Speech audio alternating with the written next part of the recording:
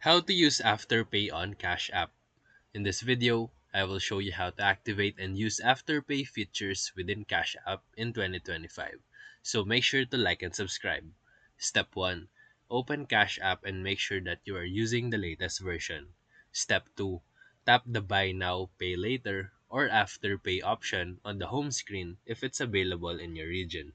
Step 3. Link your Afterpay account or follow the on-screen instructions to set one up. Step 4.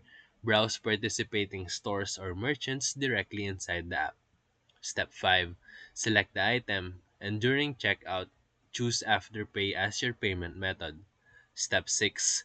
Cash App will split your payment into 4 installments if approved. Step 7. Confirm the transaction and track your payments under the Activity tab. And that's it. So if this video helped you, feel free to like and subscribe for more quick tutorials, reviews, and comparison videos. Thank you for watching.